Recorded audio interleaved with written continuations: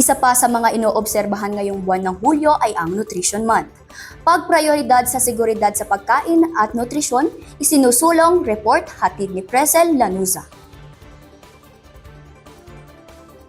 Inulansad ng National Nutrition Council Cordillera, katuwang ang provincial government ng Benguet, ang selebrasyon ng 51st Nutrition Month sa Benguet Provincial Capital nitong July 2. Sa tema Food at Nutrition Security, maging priority sapat na pagkain, karapatan natin, ang aktibidad ay nilahukan ng iba't ibang ahensya at pamahalaang lokal. Ayon kay Bella Basalong, Regional Nutrition Program Coordinator ng NNC-CAR, layunin ng pagdiriwang na ito na makamit ang pakikipagtulungan ng iba't ibang sektor upang maisakatuparan ang mga karagdagang gawain na magpapalakas sa mga programa at aktibidad na tumutugon sa seguridad sa pagkain at malnutrisyon sa lahat ng edad sa buong rehiyon. Ang pagkain at nutrisyon ay ang ating karapatan at ang pagtutulungan ay mahalaga. And ang bawat isa ay may papel. Let us remember that food and nutrition security is our shared responsibility to achieve nutrisyong sapat para sa lahat or nutrisyong sapat para sa Cordillera. We'll just maintain the aramidin tayo, and of course they tulong from of course the region, DOH, kandagito do mga regional directors.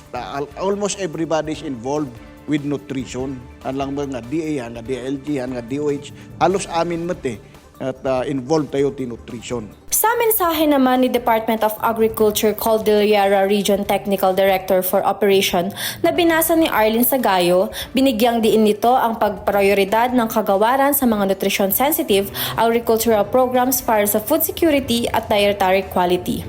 Kabilang narito ang Organic Agriculture Program, Halal Certification at Good Agricultural Practices. This aligns perfectly with our collective aspiration under the Ambition Natin 2040, a future where every Filipinos enjoy a strongly rooted, comfortable, and secure life. Matatag, mapanatag, at maginhawa na buhay.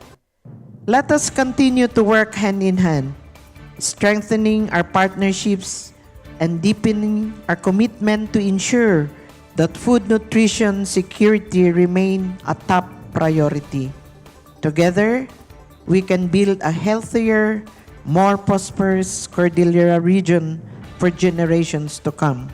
The Department of Health is committed not only to supporting policies and technical assistance, but to strengthen local capacities, empowering families, and ensuring that no one is left behind in our journey towards health and nutrition security. Sa pagbubukas ng selebrasyon ay nagkaroon din ng iba't ibang aktibidad gaya ng pamimigay ng mga information, education, and communication materials, planting materials, at libreng nutrition counseling.